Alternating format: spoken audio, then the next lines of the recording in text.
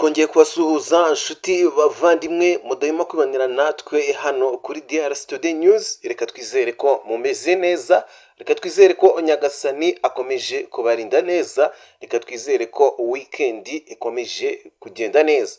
Turi ku itariki rero 29 Ugushyingo umwaka wa 2025, aho tugarukanye amakuru menshi cyane ari kugenda avugwa ndetse ari kugenda atangazwa mu binyamakuru bigiye bitandukanye. Hari amakuru menshi ari kutugeraho aturutse ku murongo w'urugamba. Tubaye ikaze rero hano aho kuri no page yanyu itanga amakuru y'ukuri asesenguye kandi ahuza ijwi ry'abaturage n'ukuri ku bibera iwacu mu karere k'ibiyaga bigari, ariko cyane cyane twibanda ku butaka bwo mu burasirazuba bwa Repubulika Iharanira Demokarasi ya Kongo. Ni muri ibi bihe rero isi irimo ihinduka cyane, bityo amakuru ni ingenzi kuko amakuru afite uruhare rukomeye mu gusobanukirwa ibibazo, ibisubizo n'ahazaza h'ibihugu byacu. Niyo mpamvu twiyemeje kubagezaho amakuru atari ibihuha, atari propaganda, atari amagambo yo kubiba urwango mu bantu, ahubwo tubagezaho amakuru yizewe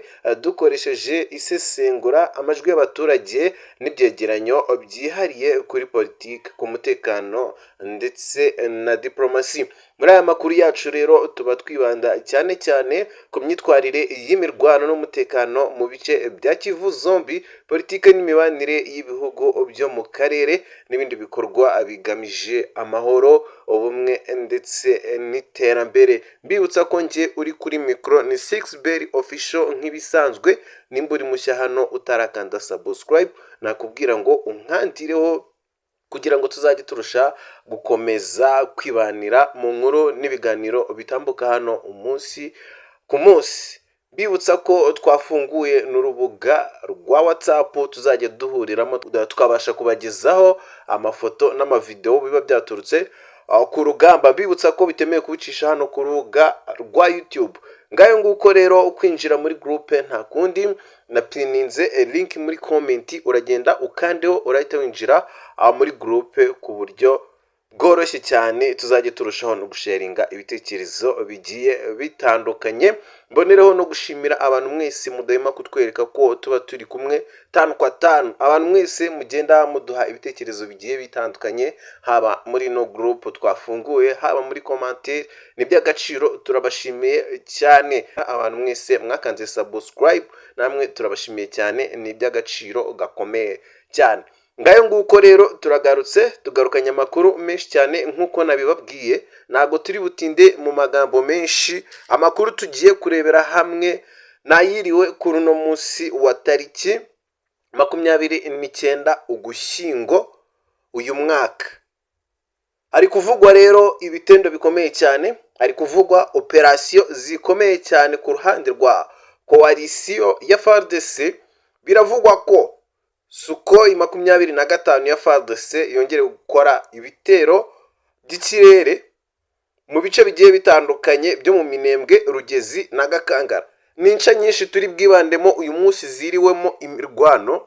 Biravugwa ko amakuru aturuka mu misozi ya Minembwe avuga ko indege ya gisirikare yo mu bwoko bwa Sukhoi 25 y'igisirikare cya FARDC yakoze ibitero bikomeye by'ikirere mu duce twa Rugezi na Gakangara, ahari ibirindiro bikomeye by'umutwe wa M23. Si ibyo gusa, hari amakuru menshi ari kutugeraho. Turaza no kunyarukira mu mujyi wa Uvira uherereye mu ntara Kivu y'Amajyepfo, nawo ukomeje kumvikanamo urusaku rw'amasasu menshi rwatangiye kumvikana mu masaha ya 3 z'ijoro ku munsi w'ejo washize tariki 28 Ugushyingo umwaka wa 2025. Abaturage bo muri quartier Mulongwe, Kakungwe n'utundi duce twegeraho batangaje ko bari mu bwoba bwinshi nyuma y'ibiturika bikomeje kumvikana muri ibi bice batuyemo, aho banasabwe kwikingirana mu ngo zabo. Turanyarukira kandi no muri teritwari ya Mwenga. Imirwano irakomeje kandi iri kurushaho gukara. Umuwazarendo yakamejeje. Abawazarendo bakomeje ibikorwa byo kwigarurira ibice byari byarafashwe na M23. Ni kuri uyu munsi rero hamenyekanye n'umwe mu barwanyi ba M23 uzwi ku mazina ya Mupenzi Karegeya wafashwe ari kumwe n'imbunda n'amasasu. Si ibyo gusa, turaza kunyarukira aho bita Kasika. Kasika ni umujyi uzwi ku mateka maremare wongeye kuba indiri y'intambara. Ni umujyi rero ku itariki ya 26 Ugushyingo uyu mwaka wagiye mu maboko y'inyeshyamba za M23, ariko nyuma y'imirwano yongeye kwaguka uyu munsi ku itariki 29 biravugwa ko umuwazarendo yamaje kongera kwigarurira kano gace ka Kasika. Ubu kari mu biganza bye, saa sita kari kamajije kumugeraho. Ngayo nguko ni amakuru menshi tukuzaniye, reka ano makuru tuyaramburire hamwe. Biravugwa ko Sukhoi 25 ya FARDC yongeye gukora ibitendo n'ibitero by'ikirere mu Minembwe, Rugezi na Gakangara. N'uyu munsi rero ku zino tariki n'ubundi ni amakuru aturuka mu misozi ya Minembwe avuga ko indege y'igisirikare mu bwoko bwa Sukhoi 25 igisirikare cya FARDC yakoze ibitero bikomeye by'ikirere mu duce twa Rugezi na Gakangara ahari ibirindiro by'umutwe wa M23.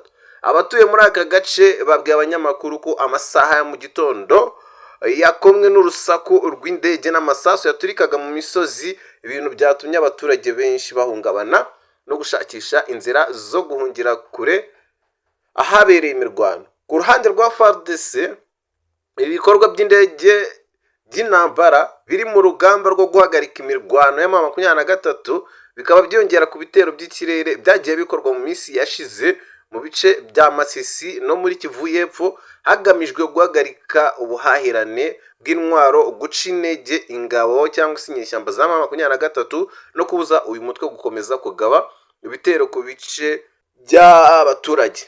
Nubwo amasoko y'abaturage yemeza ko hari ibice byagabweho ibitero, kugeza ubu ntiharaboneka itangazo rya FARDC risobanura ku mugaragaro ingano y'ibyangijwe n'inyeshyamba zahaguye. Byitezwe ko ubuyobozi bwa gisirikare buza gutanga amakuru arambuye mu masaha ari imbere, natwe ubwo turaza kubagezaho andi makuru ari buze kuba yaturuka kuri no rugamba.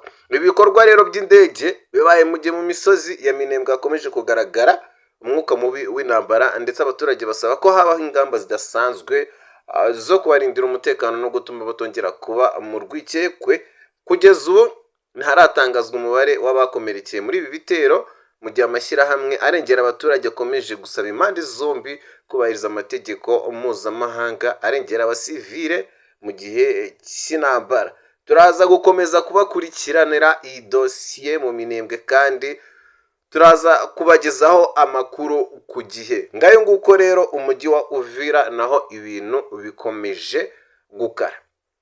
Ni umujyi rero uherereye mu ntara ya Kivu y'Amajyepfo, urimo kumvikanamo urusaku rw'amasasu menshi watangiye kumvikana mu masaha ya saa 3 z'ijoro kuwa gatanu tariki ya 28 Ugushyingo uyu mwaka. Abaturage bo muri karitsiye Mulongwe, Kakungwe n'utundi duce twegereye aho batangaje ko bari mu bwoba bwinshi nyuma y'ibiturika bikomeje kumvikana muri ibi bice batuyemo, aho banasabwe kwikingirana mu ngo zabo.